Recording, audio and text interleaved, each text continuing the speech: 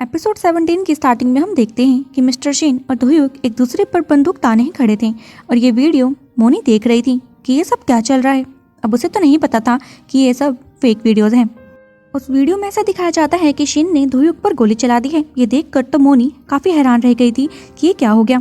तभी उसे बाहर से आवाज आती है और वो बाहर की तरफ देख रही थी तो उसे दिखता है कि दोह्युक तो वहीं पर लेटा हुआ है। फिर वो उसके पास जाकर उसे अंदर ले आती है और देखती है कि उस पर तो गोली चली हुई है और वो पूछती है क्या सच में शेन ने तुम्हें गोली मारी थी। यहाँ पर दोह्युक बता रहा था कि नहीं, मुझे के ने गोली मारी है। मोनी ये देखकर काफी घबरा जाती है क्योंकि खून काफी ज्यादा निकल रहा था। वो कहती है कि तुम 1 मिनट वेट करो, मैं अभी फर्स्ट एड लेकर आती हूँ। जैसे ही वो जाने लगती है दोह्युक उसका हाथ पकड़कर कहता है कि इससे पहले कुछ इम्पोर्टेंट काम है जो तुम्हें मेरे लिए करना होगा। अब नेक्स्ट सीन में हम मोनी को राही के रूम में देखते हैं जहाँ पर कि दबे पाव अंदर आ गई थी और राही का फ़ोन लेने की कोशिश करती है। राही यहाँ पर सो रखी थी तो वो चुपके से उसका फ़ोन ले लेती है, लेकिन पीछे से राही तेज चिल्लाती है हान मोनी। ये सुनकर मोनी तो वहाँ पर सुन रह जाती है कि कहीं राही उठ तो नहीं गई, लेकिन जैसे ही वो पीछे देखती है तो उसे पता लगता है कि वो तो सपने में ही बोल रही है। तो वो अपने काम में लग जाती है। यहाँ पर दोह्युक ने उसे राही के फ़ोन में एक स्पाईवेयर ऐप इंस्टॉल करने के लिए कहा था ताकि वो उसकी सारी बातचीत सुन सके, जहाँ पर कि वो अपना फ़ोन लेकर जाए। कुछ पास्ट के सीन दिखाए जाते हैं कि जहाँ पर जब राही चा से बात कर रही थी उन्हीं बांग के पैसों को लेकर, तो ये सारी बातें पीछे से मोनी सुन रही थी और साथ के साथ रिकॉर्ड भी करती हैं। यहाँ पर राही चा से कह रही थी क्या तुम मैथ्यू के साथ डील करोगी उन रुपए के लिए, क्योंकि मैथ्यू भी उन रुपए को ढूंढ रहा है और मुझे लगता है कि वो ढूंढ भी लेगा। तो चा जवाब देती है कि तुम्हें क्या लगता है कि मैं साइको के साथ डील करूंगी, हमें कुछ अच्छा प्लान करना होगा और उससे पहले उन रुपए तक पहुंचना होगा। सीन कट होता है और अगले सीन में हम राही को केक के साथ देखते हैं कि उससे पूछ रहा था कि तुम जानती हो ना कि बांग के रुपए कहाँ पर हैं। जवाब देती है कि फिलहाल तो नहीं पता, लेकिन जैसे ही वो रुपए मिलेंगे तो मैं तुम्हारे साथ उन्हें हाफ शेयर कर लूँगी, और वैसे भी तुम मुझे टिकी टाका के हाफ शेयर तो देने ही वाले हो। यहाँ पर के भी हामी भर रहा था और ये सारी बातें दोह्युक रिकॉर्ड कर रहा था। वहीं पर मोनी भी मौजूद थी और दोह्युक से कहती है कि तुम्हारा प्लान क्या है। दोह्युक उसे बोलता है कि मुझे उस प्लेग्राउंड तक जाना होगा जिसके वो जिक्र कर रहे थे। अगले ही पल में दोह्युक उस प्लेग्राउंड में पहुंच जाता है जहाँ पर उसे वही बूढ़ा आदमी दिखता है जो और कोई नहीं मिस्टर वॉन थे। मिस्टर वॉन दोह्युक को अपनी शक्ल दिखा देते हैं और उसे बोल रहे थे कि तुम दोह्युक हो ना।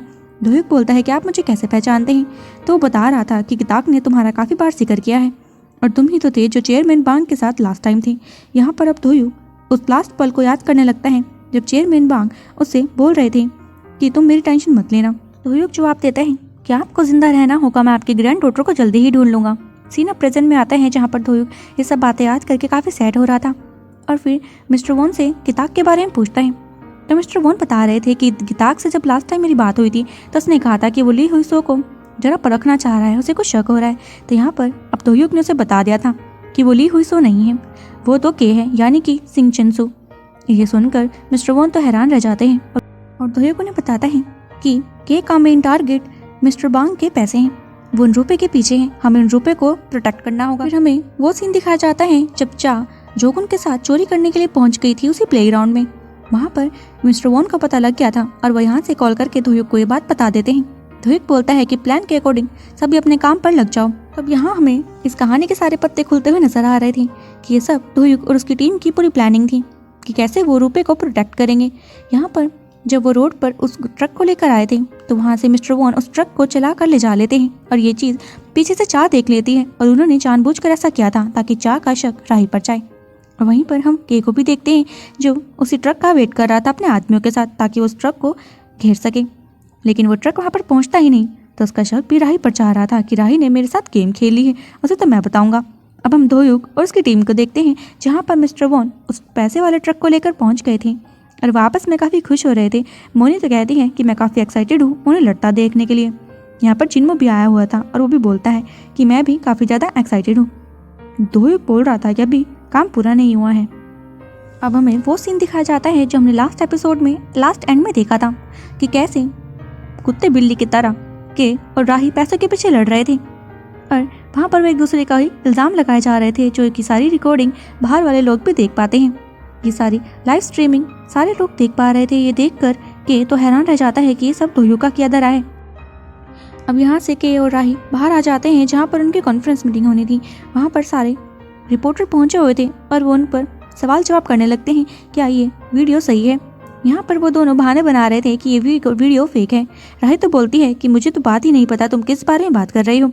धोयुक वहीं से खड़े होकर इन सब के मजे ले रहा था कि अब के तुम क्या करने वाले हो। कि यहाँ पर सभी को समझाता है कि ये सारी वीडियोस फेक है, इसमें हम दोनों हैं ही नहीं। यहाँ पर रिपोर्टर बोल रहे थे कि आप ही सिंगचू है, यानी कि सिंगचन कंपनी के इकलौते वारिस। यहाँ पर मैथ्यू बोलता है कि नहीं, ऐसा कुछ भी नहीं है, ये सब सिंगचन ग्रुप की साजिश है, ये के ने हमारी वीडियो फेक बनाई है। यहाँ पर फिर रिपोर्टर बोल रहे थे अगर ये वीडियो फेक है तो मिस्टर शिन और धोयुक वाली वीडियो भी तो फेक हो सकती है।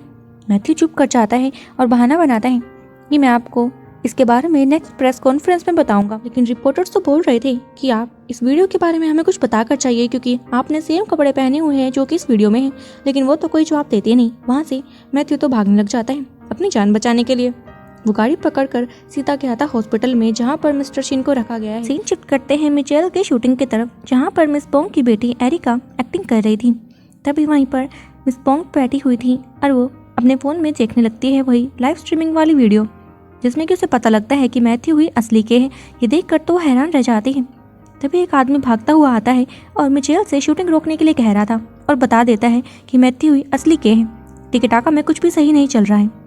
मिचेल मनी मन सोचती है कि मोनी सच ही कह रही थी और वो शूटिंग को यहीं रोक देती है। ये देखकर मिस पोंग उसे बोलती है कि क्या मेरी बेटी स्टार नहीं बन पाएगी, तुमने शूटिंग क्यों रोक दी। पर यहाँ पर अब मिचेल से भी कंट्रोल नहीं होता। वो कहती है कि तुमने इतना सब कुछ कर दिया है और तुम अपनी बेटी को स्टार बनाने की लगी हुई है। तुम अच्छे से जानती थी कि उस दिन बेबी को डिलीवर दामी ने नहीं, मोनी ने किया था, लेकिन तब भी तुमने किसी को नहीं बताया।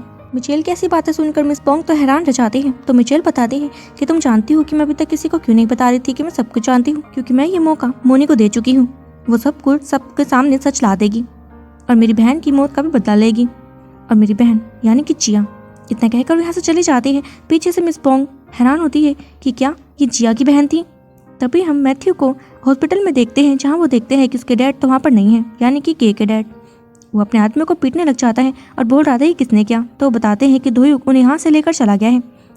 अब के को ये सुनकर गुस्सा आ जाता है कि धोयुक को तो मैं जान से मार दूंगा। और वो वहाँ के सामान को तोड़ाफोड़ी करने लगा था कि उसे वहाँ पर अपने डैड का एक लेटर मिल जाता है, जिसमें कि साफ लिखा था कि मैंने जिस सच को आज तक छुपाने की कोशिश करी है, मैं उस सच को सबके सामने ला दूंगा और अपनी गलती को आज सुधारने वाला हूँ। हम वहीं शिन को देखते हैं, जिसे कि धोयुक हॉस्पिटल से ले जा रहा था वापस। मैथ्यू जो कि काफ़ी गुस्से में आ जाता है ये लेटर पढ़ने के बाद कि डैड करने के वाले हैं। तभी वहाँ पर मिस्टर वॉन आते हैं, जो मैथ्यू से बोल रहे थे कि तुम्हारे डैड ने अर्जेंट प्रेस कॉन्फ्रेंस लगवाई है, पता नहीं वो क्या करने वाले हैं। तो मैथ्यू ऑर्डर दे देता है कि अब कुछ भी करो धोयुक और मिस्टर शिन को दोनों को ही मार दो। इतना कहकर मिस्टर वॉन यहाँ से चले जाते हैं और पीछे से के हंस रहा था कि धोयुक तुम मुझे कभी भी नहीं हरा सकते।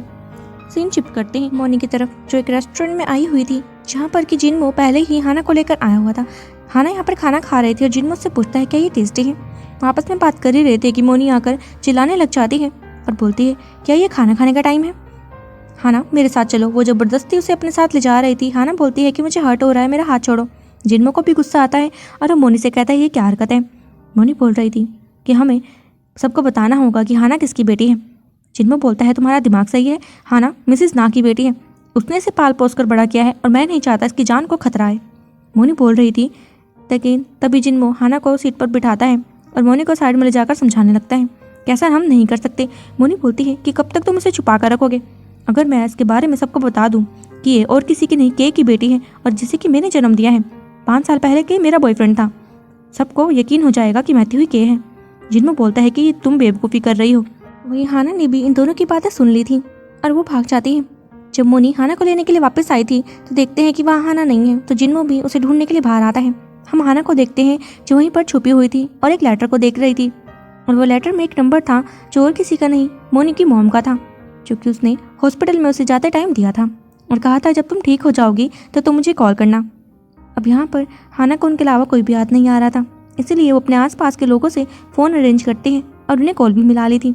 सीन इतने में ही कट होता है और हम गाड़ी में मिस्टर शिन को धोयुक के साथ देखते हैं। धोयुक बोल रहा था कि हमें इनको पहले हॉस्पिटल ले जाना होगा, इनकी तबीयत बिल्कुल भी ठीक नहीं लग रही है। शिन बोलते हैं कि मेरे पास लास्ट चांस है, अगर मैं हॉस्पिटल गया तो शायद उसके बाद मैं नहीं बचूंगा क्योंकि के हमें मरवा देगा। धोयुक बोलते हैं कि फिर भी मैं आपको ऐसी हालत में नहीं देख पा रहा हूँ। शिन बोलते हैं कि मुझे बस एक मौका देना मेरी गलतियों को सुधारने का, यहाँ पर ये मेरी गलतियों की सज़ा मुझे मिल रही है।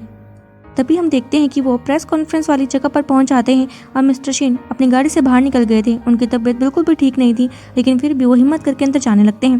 पीछे से टाइगर और उसके आदमी भी पहुंच गए थे, लेकिन वो थोड़ा लेट पहुंचते हैं। उससे पहले ही शीन अंदर एंटर हो चुके थे और काफ़ी रिपोर्टर्स को देखकर वो अंदर नहीं जाते। वो बाहर ही रह गए थे और उन्होंने कॉल करके बता दिया था कि हम शीन को नहीं पकड़ पाए। शीन अब प्रेस कॉन्फ्रेंस में पहुंच जाते हैं, जहाँ पर वो अपने सच को बताने लगते हैं। सो फ्रेंड्स, हम इस 17th एपिसोड के फर्स्ट पार्ट को यहीं ख़त्म करते हैं। बाकी के पार्ट्स हम कल अपलोड करेंगे। मिलते हैं इनके नेक्स्ट पार्ट के साथ। Till then take care, good bye.